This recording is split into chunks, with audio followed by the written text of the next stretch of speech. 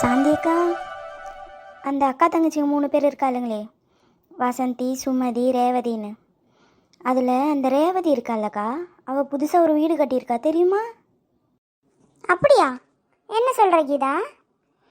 அந்த சுமதி மட்டும்தானே கட்டிக்கிட்டு இருக்கான்னு சொன்னாங்க. இப்போ ரேவதியும் கட்டுறாளா? எங்கே இருந்ததா இவளுங்களுக்கெல்லாம் பணம் வருதோ? நம்மளும் இருக்குமே பாவம். இல்லைக்கா, அவங்க மாமியார் வீட்டில் 10 லட்சம் கொடுத்தாங்களாம்ல, அதனால தான் வீட்டை சீக்கிரமாக கட்டி முடிச்சாங்கன்னு சொன்னாங்க. இருக்கும் கீதா. அந்த சுமதியோட மாமியார் இருக்காங்கல்ல, அவங்க 5 லட்சம் கொடுத்தாங்கன்னு கேள்விப்பட்டேன். நமக்கும் வந்து வாச்சிருக்கே மாமியாருங்கன்னு. உங்கள் 2 பேருக்கு என்ன குறை? ஒவ்வொருத்தையும் 2 வீட்டை வச்சுக்கிட்டு இன்னொருத்தி வீடை கட்டுறாங்களாம். அதை வந்து பேசிக்கிட்டு இருக்காங்க. போங்கடி, நான் போகிறேம்மா என் வீட்டுக்கு. அக்கா, இப்போ நம்ம என்ன சொல்லிட்டோன்னு அவங்க எப்படி சொல்லிட்டு போகிறாங்க? சரி இருக்கட்டும். அந்த சுமதியோட மாமியார் 5 லட்சம் கொடுத்தாங்கன்னு சொன்னியே, அது உண்மையாக்கா?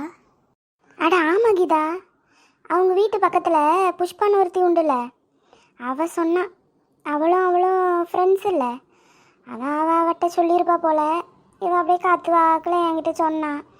நான் எனக்கு எதுக்குமா அந்த பிரச்சனையெல்லாம் அப்படின்ட்டு நான் வந்துட்டேன். சரிக்கா, நமக்கு எதுக்கு ஊர் வம்பு, நம்ம போய் நம்ம வேலையை பார்ப்போம்.